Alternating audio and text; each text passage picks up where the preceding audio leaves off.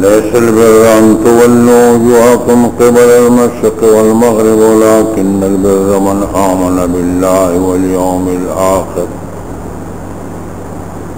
واليوم الآخر والملائكة والكتاب والنبيين وآتى المال على حبه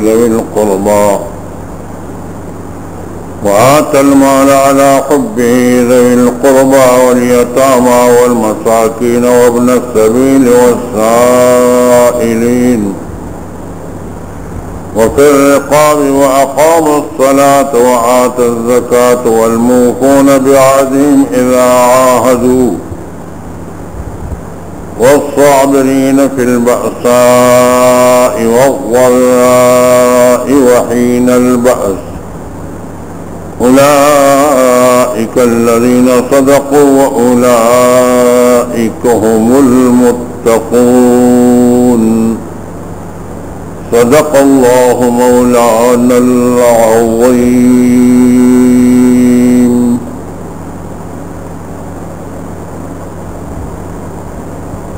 یہود اعتراض کرتے تھے کہ جناب رسول اللہ صلی اللہ علیہ وسلم مدینہ منورہ میں ابتدائی دور میں بیت المقدس کی طرف رخ کرتے تھے، اور جب منسوخی کا حکم آیا تو وہ اعتراض کرنے لگے کہ پہلے اس طرف رخ کرتے تھے، اب بیت المقدس کو چھوڑ کر بیت اللہ شریف کی طرف کیوں رخ کرنے لگے؟ اللہ تعالیٰ جل جلالہ عم نوالہ فرماتے ہیں کہ یہ اتنا اہم مسئلہ نہیں جتنا آپ نے اس کو ہوا دے دیا. اصل اہم مسئلہ ایمان کا ہے اور اعمال کا ہے. اگر ایمان اور اعمال ہوں گے تو کامیاب ہوں گے، ایمان اور اعمال نہیں ہے تو کامیابی نہیں ہے. مشرق کی طرف رخ کر لو یا مغرب کی طرف رخ کر لو، یہاں تو قبلہ اس لیے متعین کیا گیا ہے تاکہ مسلمانوں میں یکجہتی اور اتحاد کا مظاہرہ ہو. قبلہ اصل کسی طرف رخ کرنا یہ مقصود نہیں، اصل مقصد اللہ پر ایمان لانا ہے اور اللہ کی عبادت کرنی ہے. اگر ایک انسان اللہ کی عبادت نہیں کرتا تو اس کے لیے تو مشرق ہو مغرب ہو وہ کسی طرف رخ نہیں کرے گا. ایک آدمی نماز نہیں پڑھتا، ایک آدمی روزہ نہیں رکھتا، ایک آدمی زکوٰۃ نہیں دیتا، ایک آدمی گویا اعمال نہیں کرتا، تو پھر اس سے اس کا کیا ماجرا بنے گا کہ وہ کہیں کہ قبلہ اس طرف ہے یا قبلہ اس طرف؟ اس سے اس کا کیا بن سکتا ہے؟ یہ تو اللہ تعالیٰ کا حکم ہے، ماننا تو پڑے گا کیونکہ خدا کا حکم ہے. لیکن ان لوگوں نے جو اتنی اہمیت دی اس مسئلے کو کہ اس طرف پہلے رخ کرتے تھے اب اس طرف کیوں کر لیا؟ اللہ فرماتے ہیں اصل مسئلہ یہ نہیں ہے، بنیادی بات وہ عمل ہے اور ایمان ہے. اگر ایمان اور اعمال ہوں تو کامیابی ہوگی، ایمان اور اعمال نہ ہو تو کامیابی نہیں ہوگی.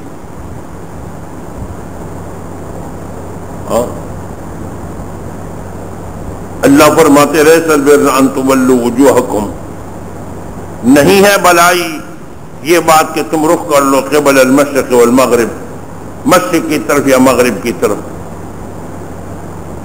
ولكن البر من آمن باللہ والیوم الآخر، بلائی اس شخص کی ہے جو اللہ پر ایمان لے آئے، یوم آخرت پر ایمان لے آئے، فرشتوں پر ایمان لے آئے اور تمام کتابوں آسمانی کتابوں پر ایمان لے آئے، والنبیین اور تمام انبیاء کرام پر ایمان لے آئے.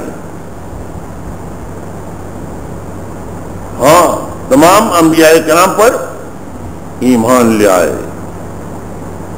اصل بنیادی چیز ایمان ہے. بنیادی چیز کیا ہے؟ ایمان ہے. اور ایمان میں بنیادی چیزیں پھر دو ہیں، اللہ کی توحید ہے، اللہ کی محبت ہے، اللہ کا تعلق ہے، اللہ کی عظمت ہے، اور محمد مصطفیٰ صلی اللہ علیہ وسلم کے محبت ہے اور اس کی مطابقت ہے. پھر اس میں ساری چیزیں آتی ہیں.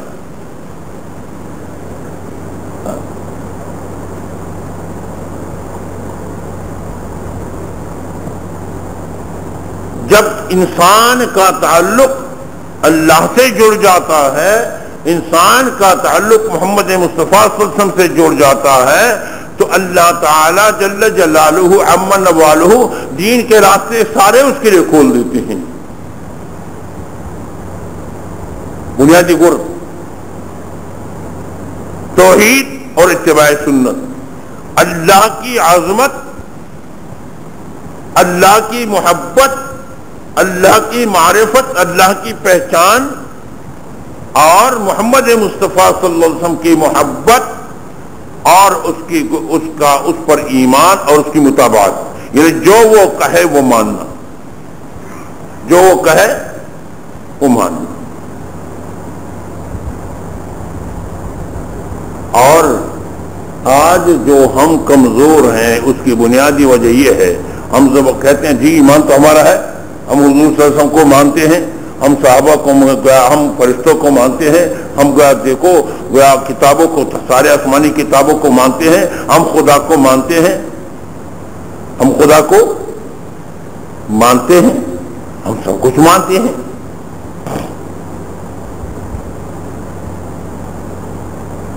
لیکن ہمارا ماننا کیسے ہے؟ ناراض نہ ہونا، زبانی ہے، زبانی، دل کا تعلق نہیں. ماننا اصل میں دل کا کام ہے. ماننا کس کا کام ہے؟ دل کا کام ہے. دل کا تعلق اللہ سے جڑ جائے اور دل کا تعلق محمد مصطفیٰ صلی اللہ علیہ وسلم سے جڑ جائے، دل کے ماننے کو کہتے ہیں. زبانی طور پر صرف اقرار کافی نہیں، جب تک دل نہ مانے، دل کو تیار نہ ہو ماننے پر اور دل نے تسلیم نہ کیا ہو، مدار دل کے ماننے پر ہے، مدار دل کے ماننے پر. آج ہمارا یہ عالم ہے. آج ایک کتاب دیکھ رہا تھا، اس میں ایک مثال ذکر کی ہے کہ ایک عورت کا شوہر مر گیا. وہ عورت روتی رہی، پیٹتی رہی، ہائے میرے فلان ہے، میرے فلان ہے، میرے فلان. کوئی ان کا دوست تھا، عزیز تھا، لیکن بڑا پکا ٹکا کنجوس تھا، بخیل تھا. وہ آیا کہ کیوں روتی ہو، کیوں پریشان ہوں؟ ہائے میرے فلان. عورتوں کے شور غوغا کہ اس پر رو رہی ہوں کہ دیکھو یہ ان کے کپڑے ہیں، یہ صندوق بھرا ہوا ہے، یہ الماری بھری ہوئی، یہ کون اب پہنے گا، یہ کون پہنے گا؟ اس پر رو رہی ہوں بڑی، دیکھو یہ کون پہنے گا. کہنے امی تم پریشان نہ ہو، انٹی تم پریشان نہ ہو، یہ میں پہنوں گا. یہ تو پریشانی کی بات نہیں، آپ اس پر کیوں روتی؟ پھر رونا شروع کر دیا، ہے میرے فلان، ہے میرے فلان، ہے میرے فلان. پھر کیوں رو رہی ہو، کیوں پریشان ہو؟ جی وہ چلے گئے اور وہ ہمارے ایسے تھے ویسے تھے، یہ ان کے گھوڑے ہیں تو اس پر اب کون سوار ہوگا؟ وہ کہیں گے آنٹی آپ پریشان نہ ہو، میں کیا ہوں، آپ کیوں پریشان ہوں؟ میں یہ کام میں سنبھال لوں گا، گھوڑے میں سنبھال لوں گا، بالکل بے فکر رہیں، اس کے لیے تو پریشان نہ ہوں. پھر رونا پیٹنا شروع کر دیا، ہے میرے فلان، ہے میرے فلان، ہے میرے فلان، ہے میرے فلان. الٹی پھر کیوں رو رہی ہو، کیوں پریشان، اور کیا مسئلہ ہے؟ آپ خواہ اب دیکھو جو بھی بات آپ کرتی ہیں تو میں تیار ہوں، تو آپ پریشان کیوں؟ اس نے پھر کہنے لگے کہ دیکھو ان کی یہ زمینیں ہے تو ان کو کون آباد رکھے گا، یہ کون کو سنبھالیں گے؟ کہنے میں سنبھالوں گا، میں تیار ہوں۔ پھر رونے پیٹنے لگی، وہ پھر کہنے لگا کیوں پریشان ہوں؟ آخر چلتے چلتے وہ خود سنبھالتے رہے جب ایک بات آخر میں وہ کہنے لگی کہ اس پر لے رو رہا ہوں کہ میرے اس شوہر پر اتنا قرضہ ہے، 5,000 قرض ہے یا 10,000 قرض ہے، تو میں اس پر رو رہی ہوں کہ اس کو کون ادا کرے گا؟ اب وہ حیران ہو گئے، اب کیا جواب دوں گا؟ وہ تو بڑے پکے ٹکے کنجوس آدمی تھے۔ اس گھوڑا تو وہ سنبھالنے لگا، کپڑے سنبھالنے لگے، زمینیں سنبھالنے لگے، اور جو کچھ تھا سنبھالنے لگے۔ آخر جب انہوں نے یوں کہا، وہ عورت یوں کہنے لگی کہ آج میرے شوہر پر اتنا قرض ہے، وہ کون ادا کرے گا؟ جب یوں کہنے لگی تو وہ ادھر ادھر دیکھنے کے بڑے سکتا ہو گئے، رنگ پیلا پڑ گیا۔ آخر لوگوں کی طرف رخ کر کے جو وہاں لوگ موجود تھے کہ دیکھو اتنی ذمہ داریاں میں نے سنبھالی ہے، ایک ذمہ داری تم لوگ بھی سنبھال لو۔ یہ گھوڑے میں سنبھالنے لگا، یہ زمینیں میں سنبھالنے لگا، یہ کپڑے میں سنبھالنے لگا، تو ایک ذمہ داری تو کم از کم تم بھی سنبھالنے لگو۔ سمجھ گئے؟ آج کل ہمارا اور تمہارا تعلق دین سے اور محمد مصطفیٰ صلی اللہ علیہ وسلم سے ایسا تعلق ہے، اگر نفع ہو کمائی ہو تو پھر تو ہم محمدی ہیں، اور اگر نقصان ہو، تاوان ہو، تکلیف ہو، ہم حضور کے عاشق تو ہیں، حضور کے محبت کے دعوے دار تو ہیں، لیکن نفع کی حد تک۔ جب نفع ہو، جب کمائی ہو، جب مزے ہو، تو ہم حضور کے عاشق ہیں۔ سمجھ گئے؟ تو ہم حضور کے عاشق ہیں، لیکن جب تکلیف ہو، جماعت کی پابندی کرنی ہے، یہ حضور کی سنت ہے، پھر ہم ادھر ادھر دیکھ رہے ہیں کہ اس کے لیے کون ہوگا۔ ہاں، جماعت کی پابندی اس کے لیے کون ہوگا، گرمیوں کے روزے رکھنے ہیں اس کے لیے کون ہوگا،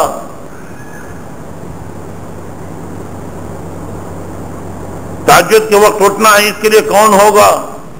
تو سب عاشق رسول ہیں، لیکن مجاہدوں کے لیے نہیں، مزوں کے لیے۔ مزوں کے لیے تو ہم عاشق ہیں، لیکن جب مجاہدے کی باری آ جاتی ہے تو پھر ہم ادھر ادھر دیکھتے ہیں کہ اس کے لیے کون ہوگا۔ ہاں یاد رکھنا، کامیابی تب حاصل ہوگی کہ جب دل میں حضور صلی اللہ علیہ وسلم کی محبت آئے، دل میں اللہ کی محبت آئے، اور جب دل میں خدا کی محبت آ جاتی ہے، جب دل میں محمد مصطفیٰ صلی اللہ علیہ وسلم کی محبت آ جاتی ہے، تو وہاں سے براہ راست کنٹ اور تعلق بھی مل جاتا ہے۔ چاہے گدا ہو، چاہے بادشاہ ہو، اس کے ساتھ براہ راست کنٹ اور تعلق مل جاتا ہے۔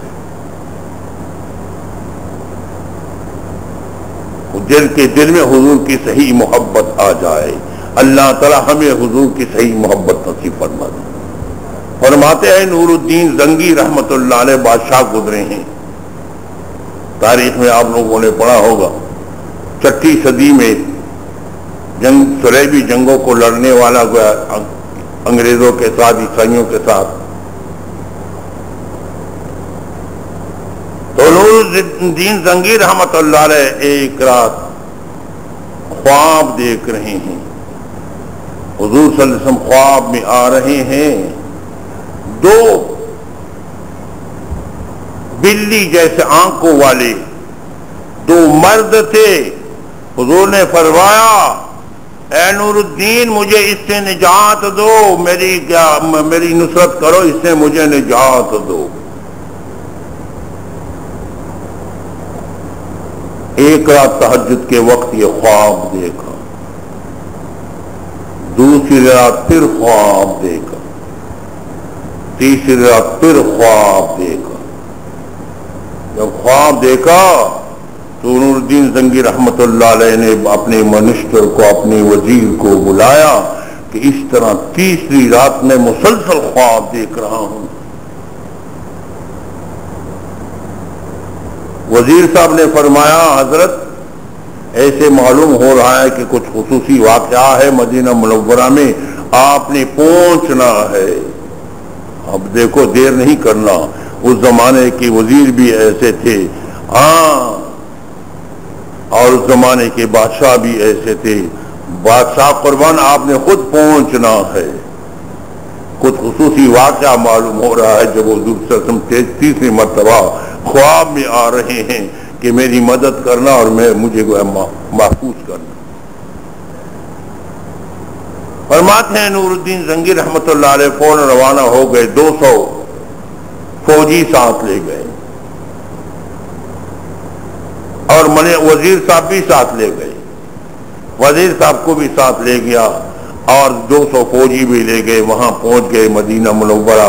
اچانک نور الدین زنگی رحمت اللہ علیہ کے وہاں پہنچنا، امیر مدینہ حیران ہوئے کہ یہ کیسے اچانک نور الدین کا پہنچنا، یہ کیا وہ ماجرا ہے۔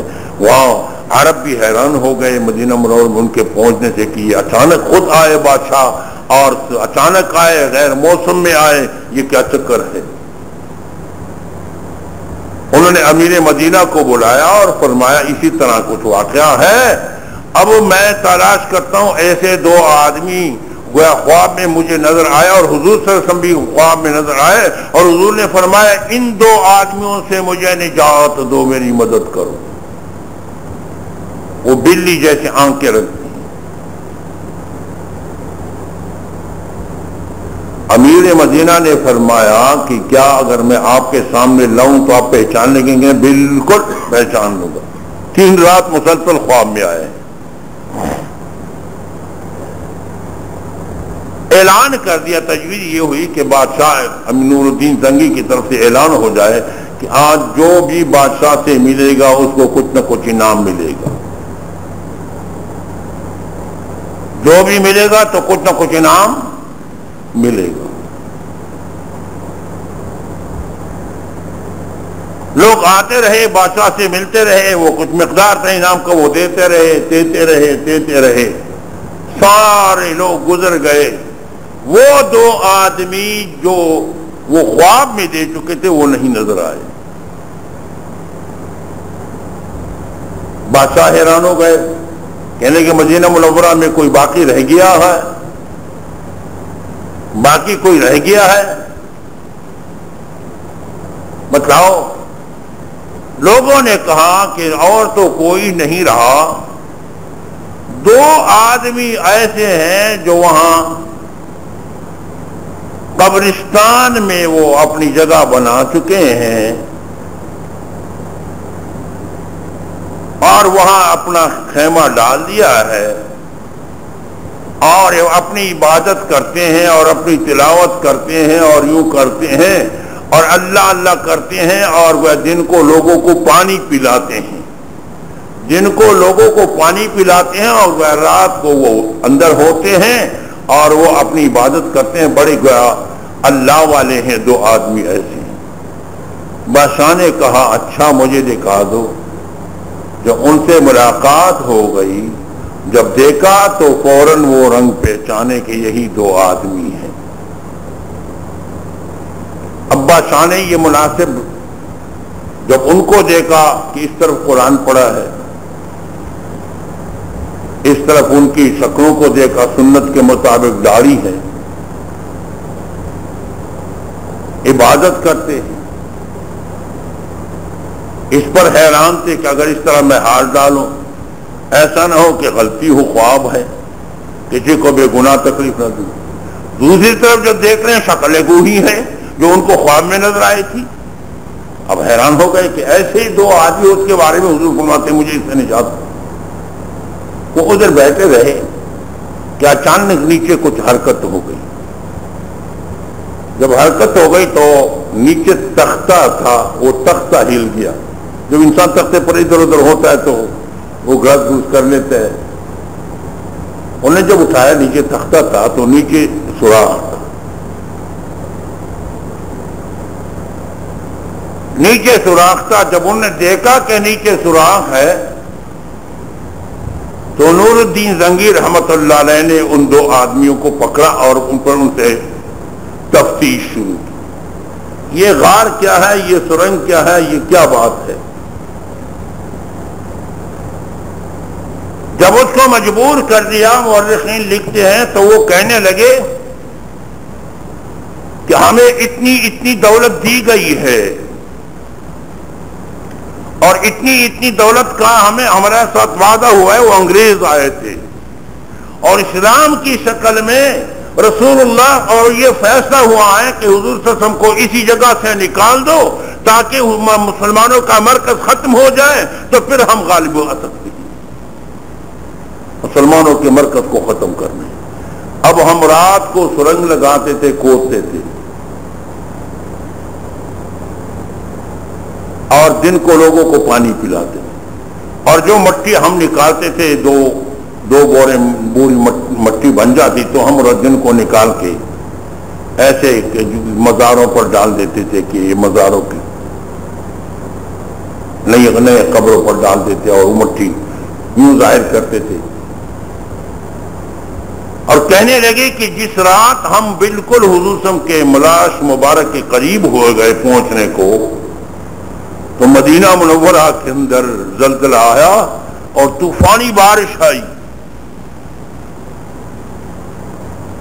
اور طوفانی آندھی آئی ایک عذاب کی شکل میں, اور زلزلہ آیا. جب یہ بات انہوں نے سنا دی تو نور الدین زنگی رحمت اللہ علیہ بہت روئے, بہت آنسو بہانے لگے.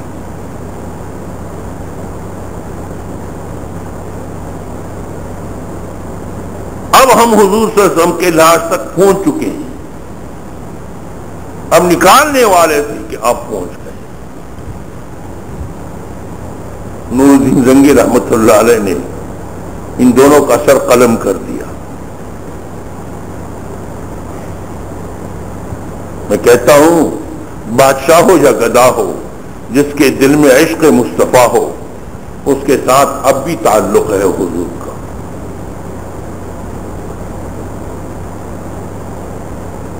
ہاں, اب بھی تعلق ہے حضور سے. نور الدین زنگی رحمت اللہ علیہ نے فوراً انتظام کر لیا کہ دشمنان اسلام پھر کہیں ایسی حرکت نہ کرے. اس کے ارد گرد, حضور صلی اللہ علیہ وسلم کے روضہ اطہر کے ارد گرد پیتل کا اور شیشے کا دیوار بنا دیا, اور اتنی گہری دیوار کہ پانی تک وہ پہنچ گئے. جب پانی تک پہنچے وہی گہرا دیوار ارد گرد بنا دیا تاکہ پھر کہیں دشمنان اسلام یہ حرکت نہ کریں.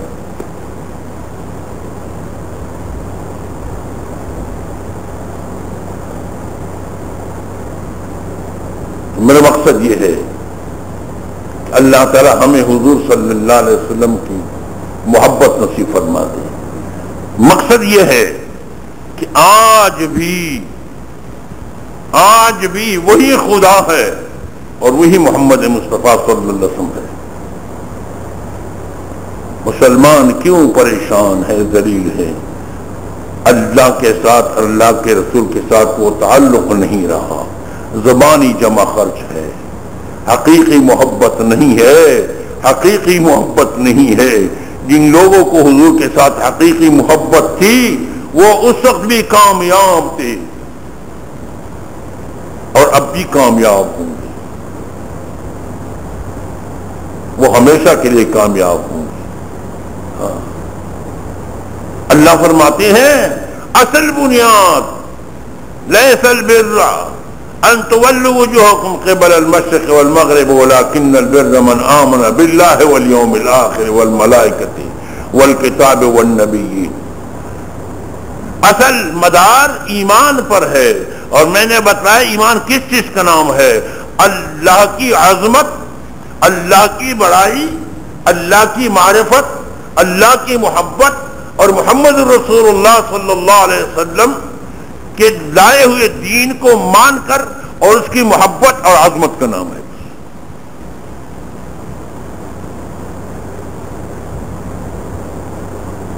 اللہ فرماتے ہیں جس کے پاس ایمان ہو وہ آت المال علی حبہ، اور مالی قربانی مال خرچ کرتا ہو، وآت المال علی حبہ ذوی القربى والیتامى والمساکین وابن السبیل والسائلین وفی الرقاب، دیتا ہو مال، خرچ کرتا ہو مال علی حبہ.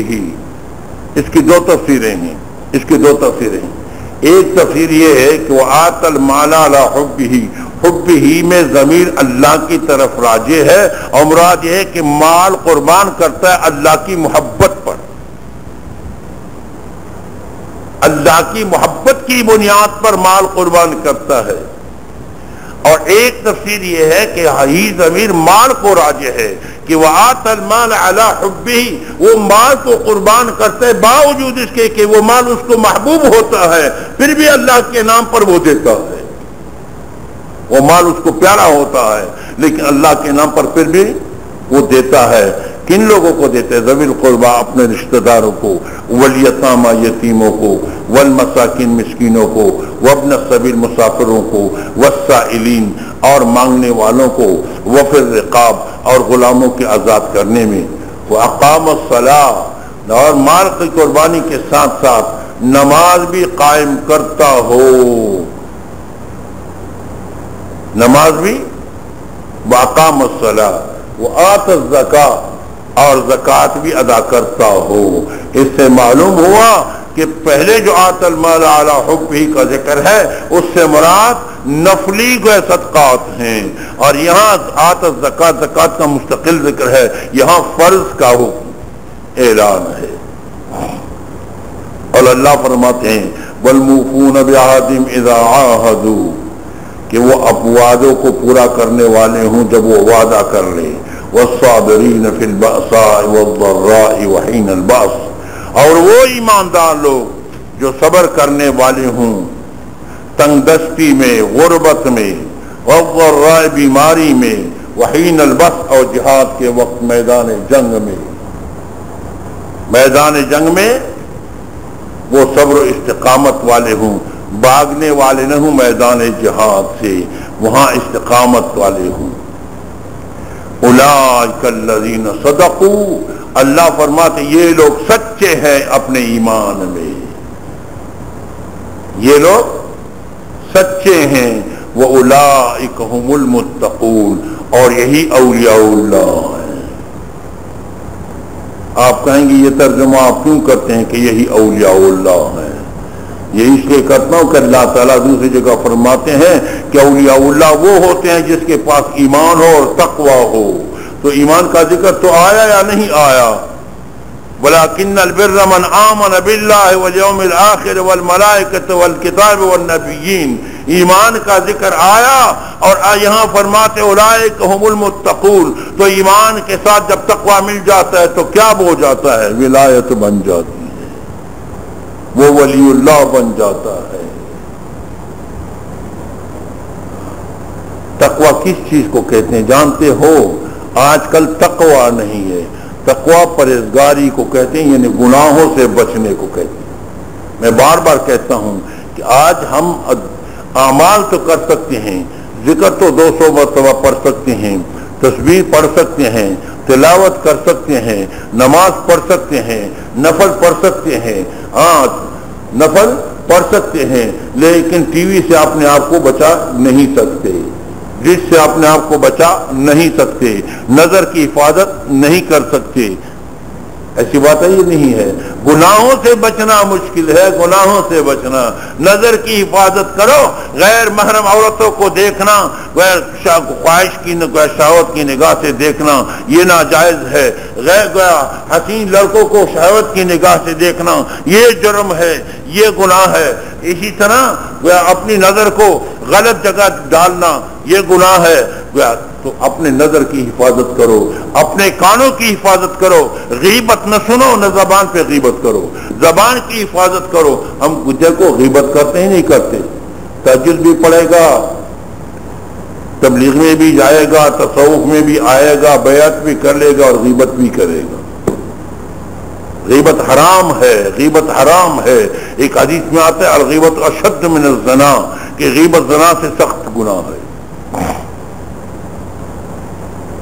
اور میں بار بار کہتا رہتا ہوں، کھول کے کہتا رہتا ہوں کہ ایک ایسی بیماری ہے غیبت، کہ ہمارے حضرت مولانا فضل احمد صاحب رحمۃ اللہ علیہ فرمایا کرتے تھے کہ غیبت ایسی بیماری ہے کہ جس سے سب مانتے ہیں کہ گناہ ہے، سب مانتے ہیں کہ گناہ ہے۔ مانتے ہو یہ تم نہیں مانتے کہ غیبت گناہ ہے؟ پیر بھی مانتے ہیں، مولوی بھی مانتے ہیں، بریلوی بھی مانتے ہیں، دیوبندی بھی مانتے ہیں، غیر مقلد بھی مانتے ہیں کہ غیبت حرام ہے، غیبت حرام ہے، غیبت حرام ہے، سب مانتے ہیں۔ لیکن مولوی بھی کی مجلس بھی گرم ہوتی ہے تو غیبت سے، پیر کی مجلس گرم ہوتی ہے تو غیبت سے، یا آپ دکاندار کی مجلس گرم ہوتا ہے تو غیبت سے۔ آج ہم مجلس کو گرماتے ہیں تو کس چیز سے گرماتے ہیں؟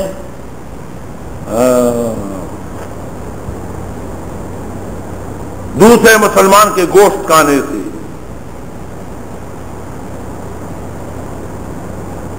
اللہ تعالیٰ کا ارشاد ہے وَلَا يَغْتَبْ بَعْضُكُمْ بَعْضًا أَيُحِبُّ أَحَدُكُمْ أَن يَأْكُلَ لَحْمَ أَخِيهِ مَيْتًا۔ اللہ فرماتے ہیں غیبت نہ کیا کریں تم میں سے ایک دوسرے کا، غیبت نہ کریں۔ اللہ فرماتے تمہیں یہ پسند ہے کہ اپنے مردے بھائی کی لاش کا گوشت کھا لیں؟ آپ کا بھائی مردہ ہو اور اس پر آپ چک لگا کے اس کا گوشت کھا لیں، یہ تم پسند کرو گے؟ اَيُحِبُّ أَحَدُكُمْ أَن يَأْكُلَ لَحْمَ أَخِيهِ مَيْتًا، یہ ایسے جرم ہے جیسے مردے مسلمان بھائی کا گوشت کھانا۔ اس لیے میں کہتا رہتا ہوں کہ گناہوں سے پرہیز ضروری ہے۔ آج ہم گناہوں سے پرہیز نہیں کرتے، فرائض کو ادا نہیں کرتے، تو اللہ تعالیٰ نے یہاں دو چیز گویا، ایک تو نفلی قربانی، ہم نفلی صدقے کرتے ہیں، زکوٰۃ ادا نہیں کرتے، نوافل پڑھتے ہیں، فرائض ادا نہیں کرتے۔ آدمی مر جاتا ہے، یا پنجاب میں ہر جگہ تقریباً یہ بیماری بہت زیادہ ہے، آدمی مر جاتا ہے اس پر روزے ہوتے ہیں، فرض نماز اس کے ذمہ بقایا ہوتا ہے، نفلی روزے بھی، فرض روزے بھی اس کے ذمہ باقی رہتی ہیں۔ اچھا وہ 10 دمے ذبح کریں گے، 100 دمے ذبح کریں گے، گائے ذبح کرے گا اور صدقہ کرے گا، نفل صدقہ کرے گا، 10,000 لوگوں کو کھلائے گا، اور وہ فرض روزوں کا فدیہ ادا نہیں کرے گا، فرض نمازوں کا فدیہ ادا نہیں کرے گا کہ میرا رشتہ دار مر گیا وہ فرض روزوں کا فدیہ ادا کر، فرض روزوں کا فدیہ اس کے ذمہ باقی رہے گا، فرض زکوٰۃ اس کے ذمہ باقی رہے گا، اس کے ذمہ جو مر چکا ہے اس کے ذمہ زکوٰۃ باقی ہے، وہ فرض زکوٰۃ ادا نہیں کرے گا۔ نمائش کے لیے میں نے اتنے لوگوں کو اتنے دیکھ پکائی، اس کے پیچھے صدقہ کر دیا۔ اللہ کے بندے یہی دیکھ، یہ پیسے مسکینوں کو دے دو صدقے کی فدیہ کی نیت سے، تاکہ اس کا ذمہ فارغ ہو جائے، اس کے ذمہ فرض نمازیں ہیں وہ اس سے ان کا ذمہ فارغ ہو جائے، اس کے ذمہ فرض زکوٰۃ ہے، فرض زکوٰۃ کا ان سے پوچھا جائے گا، فرض روزوں کا ان سے پوچھا جائے گا، فرض نماز کا ان سے پوچھا جائے گا۔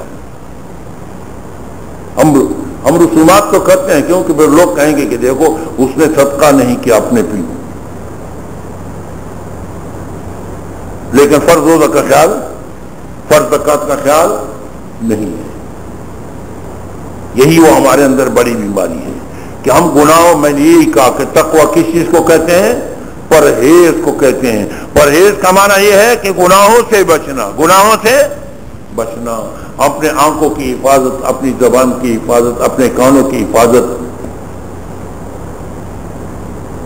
سمجھ گئے؟ حدیث میں آتے آنکھیں بھی زنا کرتی ہیں، وہ زنا ہم النظر، اس کی زنا کیا ہے؟ دیکھنا ہے۔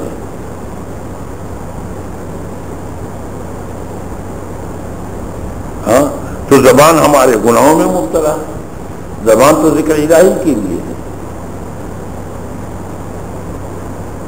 تو اللہ ہمیں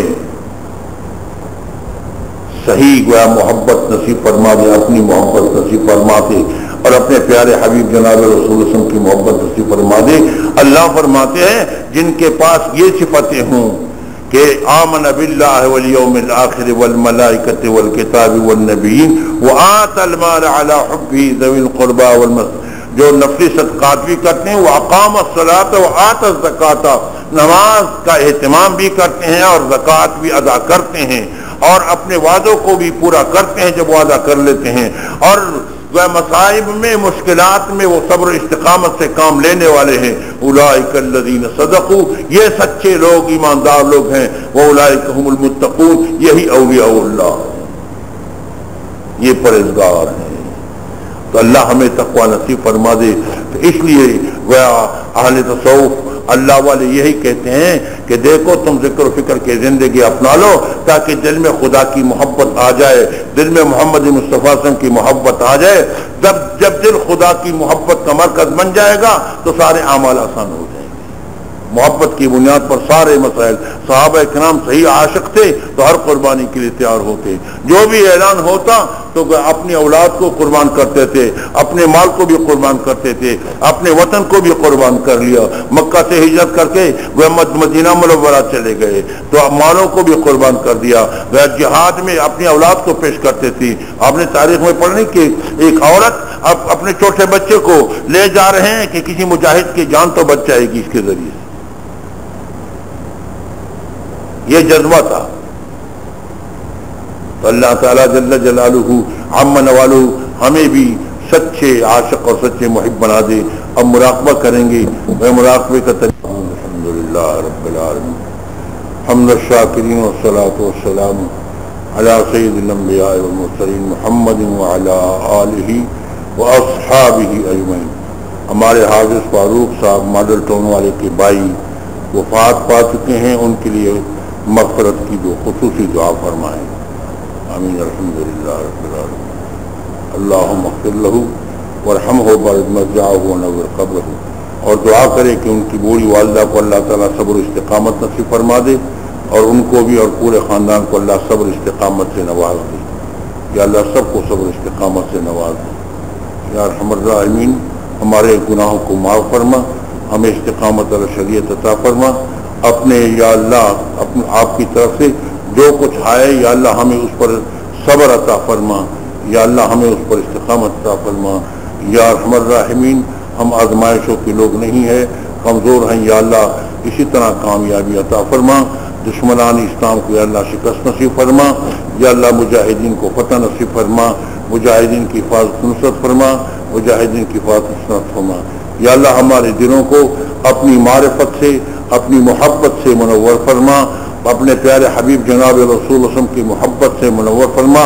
اتباع سنت سے ہمارے پورے بدن کو اور ہماری پوری باڈی کو یا اللہ منور فرما، اتباع سنت سے منور فرما، اتباع سنت سے منور فرما، اتباع سنت کا جذبہ نصیب فرما، اتباع سنت کا جذبہ نصیب فرما۔